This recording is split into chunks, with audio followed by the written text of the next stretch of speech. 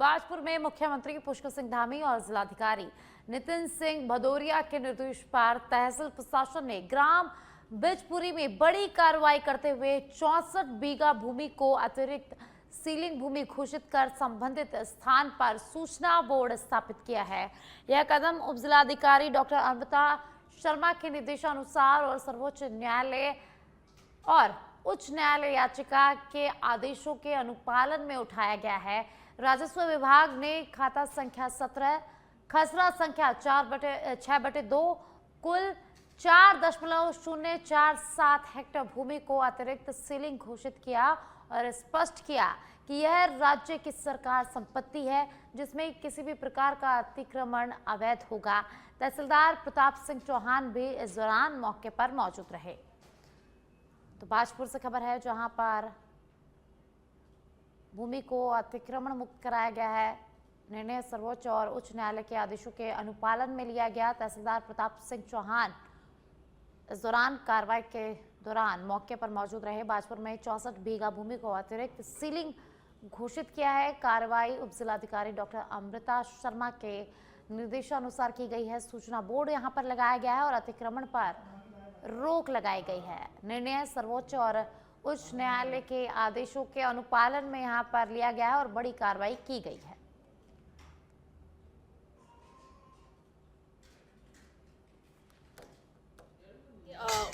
अपर जिलाधिकारी महोदय के माननीय न्यायालय द्वारा एक आदेश पारित किया गया है, जिसके क्रम में ग्राम बिजपुरी और ग्राम गुमसानी में 64 बीघा भूमि जो है वो अतिरिक्त भूमि घोषित की गई है।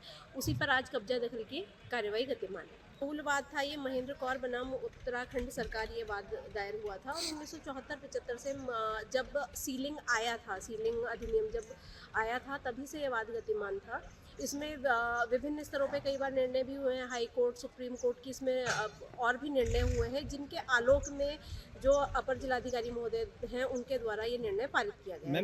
देखिए, तथ्यों को छुपाते हुए जो मूल खातेदार हैं उनके द्वारा जो भी क्रय विक्रय किया गया है तो वो तो सब शून्य ही माना जाएगा। और अभी तो वर्तमान स्थिति ये है कि जो माननीय न्यायालय द्वारा वाद निर्णित कर दिया गया है उसके क्रम में ये कार्रवाई की जा रही है। बाकी अगर कोई पक्ष इससे क्षुब्ध है तो वो स्वतंत्र है माननीय न्यायालय की शरण में जाने के लिए। उत्तराखंड को स्टार्टअप इंडिया रैंकिंग के 5वें संस्करण में लीडर दर्जा मिला है। भारत सरकार के वाणिज्य एवं उद्योग मंत्रालय के अंतर्गत DPIIT ने राज्य को मजबूत स्टार्टअप इकोसिस्टम विकसित करने के लिए राष्ट्रीय स्तर पर मान्यता देते हुए राष्ट्रीय स्टार्टअप दिवस के अवसर पर सर्टिफिकेट ऑफ एप्रिसिएशन प्रदान किया है। इस उपलब्धि से स्पष्ट होता है कि उत्तराखंड की स्टार्टअप नीति नवाचार, उद्यमिता, निवेश, प्रोत्साहन और युवाओं को स्वरोजगार से जोड़ने में सफल रही है। मुख्यमंत्री पुष्कर सिंह धामी ने इसे प्रदेश के उद्यमियों, स्टार्टअप्स और अधिकारियों के सामूहिक प्रयास की सफलता करार दिया है और युवाओं को सहयोग देने का आश्वासन भी दिया है। तो सीएम ने युवाओं और उद्यमियों को आश्वासन दिया है। उत्तराखंड को लीडर रैंकिंग का दर्जा मिला है। DPIIT ने सर्टिफिकेट ऑफ एप्रिसिएशन यहां पर दिया है। स्टार्टअप नीति से नवाचार और उद्यमिता को बढ़ावा मिला है। उपलब्धियों को राष्ट्रीय मॉडल माना गया है। मुख्यमंत्री पुष्कर सिंह धामी ने युवाओं और उद्यमियों को सहयोग का आश्वासन यहां पर दिया है।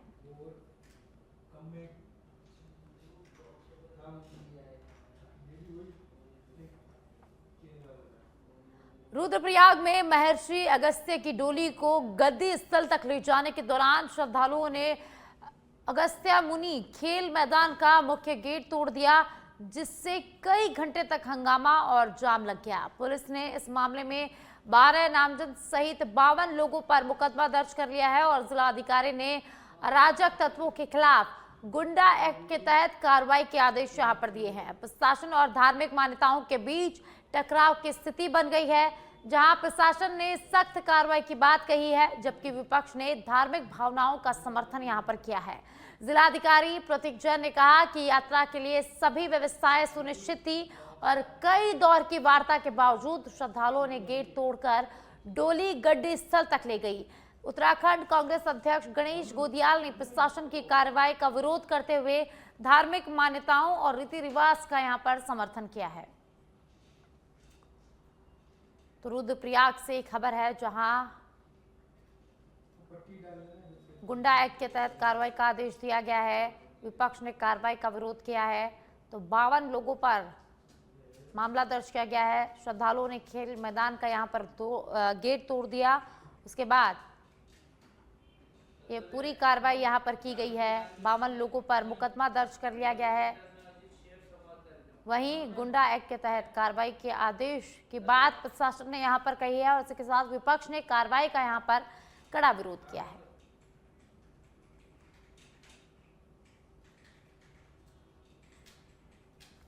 आप सब लोग आज ही एक्शन लेंगे। मैं फिर से बोल रहा हूँ, एसडीएम जकोली को, एसडीएम ऊखीमठ को मैजिस्ट्रेट अपॉइंट कर ही दिया है। आप लोग यहाँ पे रहेंगे, सब लोगों से बयान लेंगे। मेरे पास सारा वीडियो फुटेज है, सारा कैमरा फुटेज है, ड्रोन से भी हमने वीडियोस बनाए।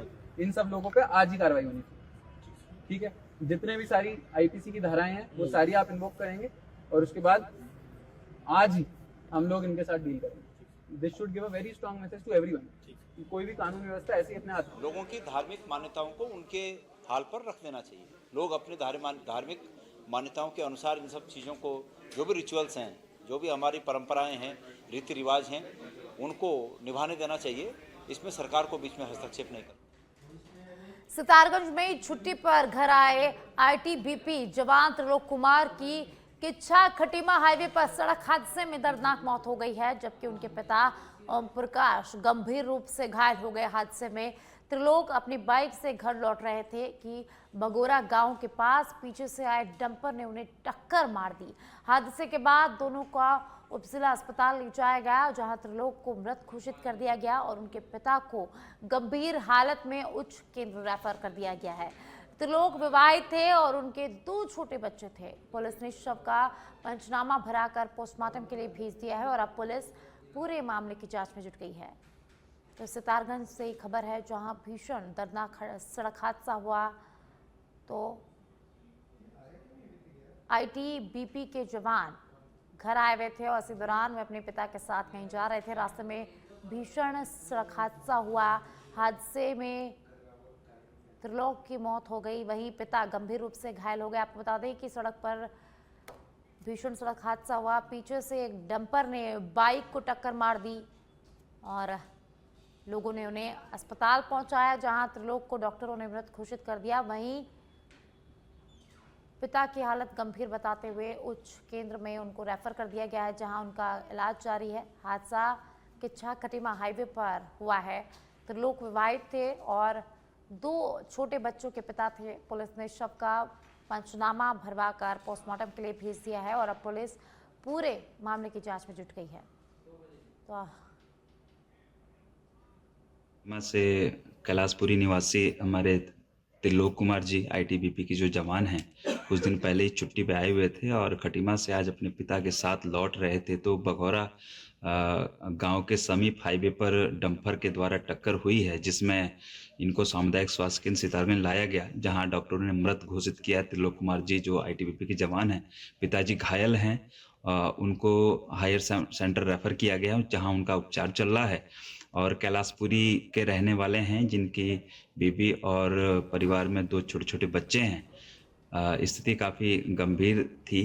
परिवार का रो रो करके बुरा हाल है। खटीमा से और अब रुद्रपुर से खबर है, जहां महापौर विकास शर्मा के चंगू मंगू बयान को लेकर व्यापारियों में रोष फैल गया है।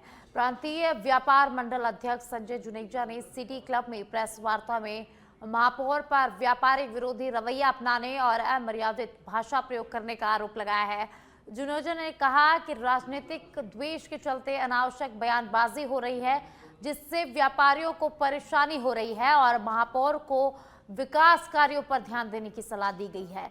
शहर में महापौर और किच्छा विधायक तिलक राज बेहड़ के बीच राजनीतिक टकराव के चलते सियासी माहौल भी गरमाया हुआ है। चंगू मंगू बयान पर व्यापारियों में भारी रोष देखा गया है। महापौर विकास के बयान को लेकर नाराजगी यहां पर देखी गई है। तो इसको लेकर व्यापारियों ने प्रेस वार्ता की। जुनेजा ने व्यापारी विरोधी बयान ये बताया है। तो आपको बता दें कि महापौर विकास ने चंगू मंगू का बयान दिया था और इस पर अब व्यापारियों में गुस्सा देखने को मिल रहा है। इसी को लेकर व्यापारियों ने प्रेस वार्ता का आयोजन किया और बयान को व्यापारी विरोधी बयान यहां पर बताया गया है। वो आए दिन लोगों के साथ तू तड़ाक करते हैं, बड़ा हो छोटा हो कोई व्यक्ति हो, उनको कोई उम्र का लिहाज नहीं है। वो छोटे हैं लेकिन उसके बावजूद भी वो तू तड़ाक करके बात करते हैं, गरीबों से तू करके बात करते हैं, तेरा करके बात करते हैं। और कल परसों हमारे खिलाफ भी उल्टा सीधा बोल रहे थे, वो चंगू मंगू की भाषा दे रहे थे।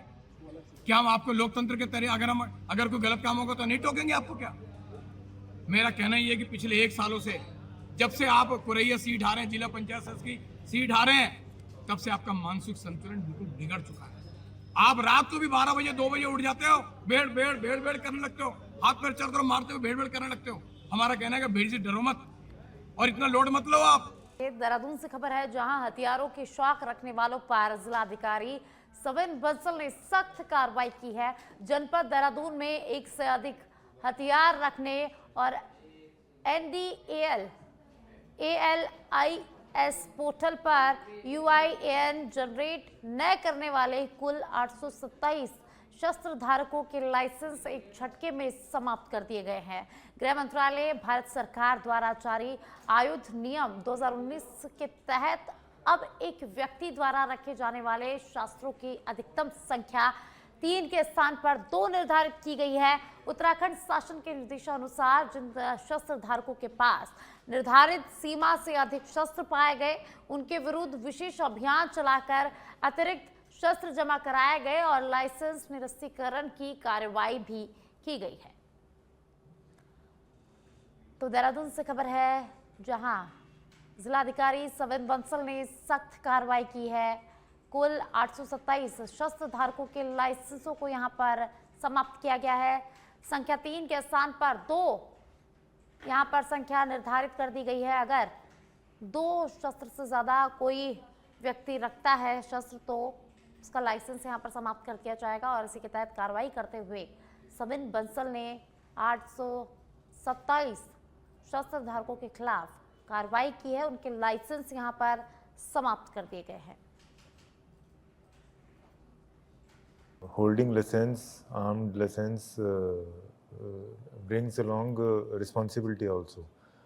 तो जहाँ पे अति आवश्यकता है, कोई जीवन सुरक्षा का भय है, कोई पूर्व वारदात हुई है स्वयं के साथ परिवार में, तो नॉर्म्स बहुत क्लियर हैं। तो उसी में जो लाइसेंसेस हैं वो अनुमन्य किए जाते हैं। इसके विपरीत कुछ केसेस ऐसे संज्ञान में आए थे कि जहाँ पे 2 से भी अधिक धारकों के पास 2 से अधिक लाइसेंसेस पोजीशन में हैं, तो इसका कोई औचित्य नहीं इस्टेब्लिश हो पा रहा था।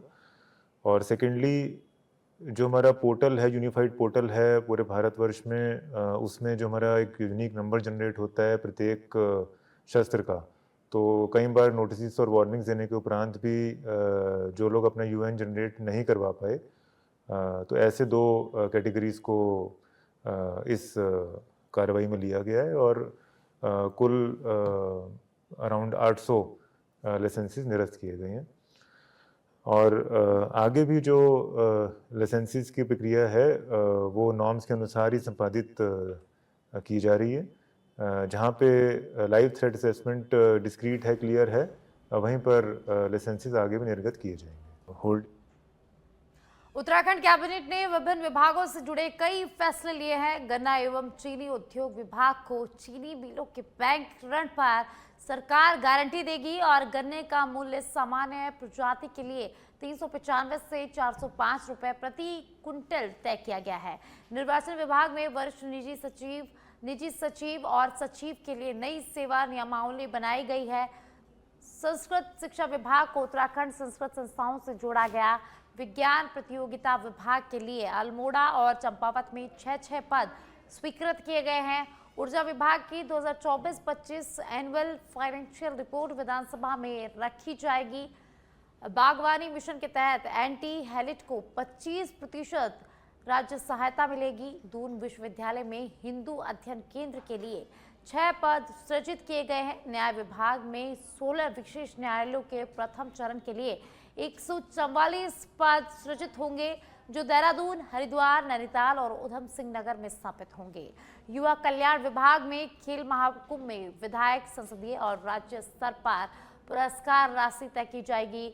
गृह विभाग की नियमावली में संशोधन किया गया और समान नागरिक संहिता में अध्यादेश जारी किया गया। पर्यटन विभाग में होम स्टे संचालन में स्थानीय निवासियों को लाभ सुनिश्चित किया गया और गोबर चीड़ पत्तियों के मिश्रण का टेक ओवर नगर पालिका द्वारा किया जाएगा। तो पर्यटन और गृह विभाग में स्थानीय लाभ यहां पर किया गया। 16 विशेष न्यायालय, 144 नए पद यहां पर स्वीकृत किए गए हैं। गन्ना मूल्य 395 से 450 रुपए प्रति क्विंटल यहाँ पर तय किया गया है। निर्वाचन और संस्कृत शिक्षा विभाग की नियमावली तय की गई है। खेल महाकुंभ में पुरस्कार वितरित। पर्यटन और गृह विभाग में स्थानीय लाभ को लेकर नियमावली तय की गई है।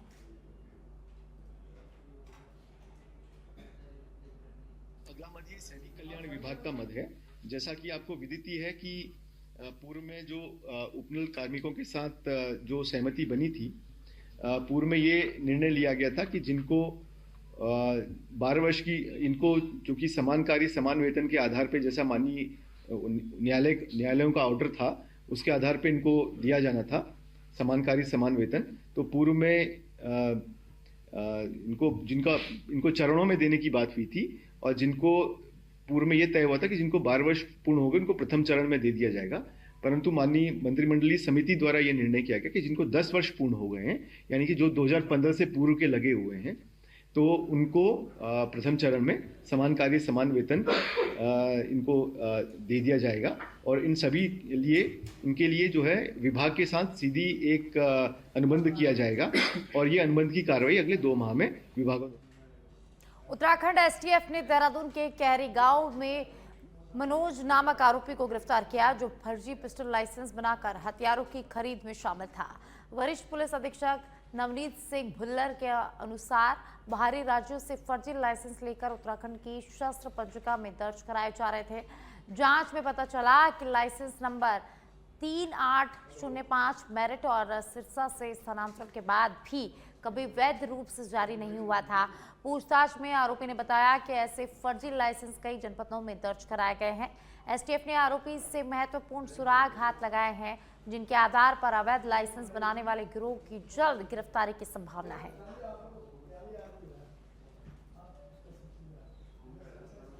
तो उत्तराखंड से खबर, जहां पुलिस ने आरोपी को गिरफ्तार किया है। एसटीएफ ने फर्जी पिस्टल लाइसेंस मामले में आरोपी मनोज को गिरफ्तार कर लिया है और अब लगातार आरोपी से पूछताछ की जा रही है और आगे क्या खुलासे की संभावना भी यहां पर जताई गई है। विकासनगर में तहसील प्रशासन ने अवैध कब्जों के खिलाफ सख्त कार्रवाई करते हुए बड़ी प्रशासनिक पहल की है। तहसीलदार विवेक राजौरी के नेतृत्व में सहसपुर विधानसभा क्षेत्र के ईस्ट होप टाउन में जेसीबी की मदद से कई स्थानों पर अवैध निर्माण और बिना एमडीडीए की अनुमति की जा रही प्लॉटिंग को ध्वस्त किया है। कार्रवाई के दौरान यह सामने आया कि संबंधित जमीनों पर नियमों की अनदेखी कर अवैध रूप से प्लॉट काटे जा रहे थे। इसी के साथ ही उम्मीदपुर गांव में भी एक अवैध प्लॉटिंग पर बुलडोजर चलाकर जमीन को कब्जा मुक्त कराया गया है। तहसीलदार विवेक राजौरी ने स्पष्ट किया कि अवैध कब्जों और बिना अनुमति किए जा रहे निर्माण के खिलाफ यह अभियान आगे भी लगातार जारी रहेगा। विकासनगर में अवैध कब्जे मुक्त कराए गए हैं। ईस्ट होप टाउन में जेसीबी से अवैध प्लॉटिंग को ध्वस्त किया गया है। क्षेत्रीय भ्रमण के दौरान जो है ईस्ट होप टाउन में और शीशमबाड़ा में, सभावाला में जो है अनाधिकृत रूप से जो प्लॉटिंग की जा रही थी, जो बिना किसी प्राधिकरण के द्वारा जो है अप्रूवल था जिसका, उनको ध्वस्त किया गया है। और कुछ जगह पे ये भी देखा गया कि जो खसरा नंबर 919 है ईस्ट होप टाउन में, उस पर भी किसी के द्वारा पिलरबंदी की गई थी, जिसको ध्वस्त कर दिया गया है। क्या सर आगे भी ऐसी कार्रवाई देखने को मिलेगी? बिल्कुल, ये हमारा अभियान लगातार जारी है और कहीं भी अगर अवैध रूप से अतिक्रमण किया जाता है या कोई भी अनाधिकृत रूप से प्लॉटिंग की जाती है तो उस पर जो है नियमानुसार